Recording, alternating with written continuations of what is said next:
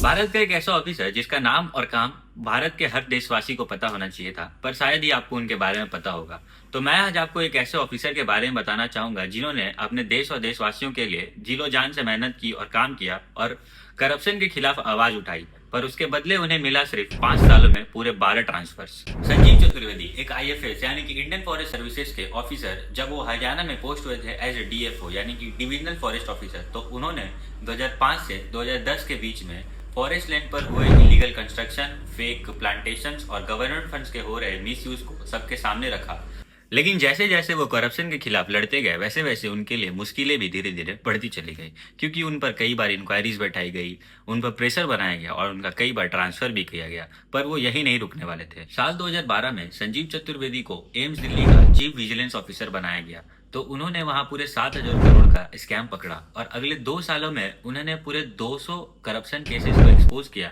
जिसमें शामिल थे recruitment scams, medical equipment purchases, construction projects में हुई इरेगुलरिटीज और गवर्नमेंट के पैसों पे चल रही डॉक्टर की फॉरेन ट्रिप्स। इतने सारे करप्शन स्कैम को एक्सपोज करने के बाद उन्हें 2014 में उनके सीवीओ के पद से हटा दिया गया, जबकि उनका टेन्योर 2016 तक का रहना था। उन्हें सीवीओ के पद से हटा देने के बाद एम्स के 250 फैकल्टी मेंबर्स ने पिटीशन डाली प्रधानमंत्री नरेंद्र मोदी को, ताकि उन्हें एज ए सीवीओ एम्स वापस भेजा जाए, पर इसका कोई भी रिजल्ट नहीं आया। इतना सब कुछ होने के बावजूद भी वो रुकने वाले नहीं थे, तो उन्होंने सुप्रीम कोर्ट का दरवाजा खटखटाया और हरियाणा सरकार पर हरासमेंट का केस लगाया और डिमांड की कि उनके द्वारा मल्टी करोड़ फॉरेस्ट स्कैम की सीबीआई जांच हो।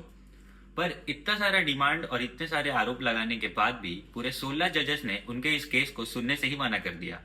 साल 2015 में उन्हें एशिया के सबसे प्रेस्टिजियस अवार्ड्स में से एक रैमन मैग्सेसे अवार्ड दिया गया, जो कि उन्हें करप्शन के खिलाफ बिना डरे लड़ने के लिए और सच को सामने लाने के लिए दिया गया था। पर इस बात का जिक्र ना तो किसी नेता और ना ही किसी मीडिया ने उठाया।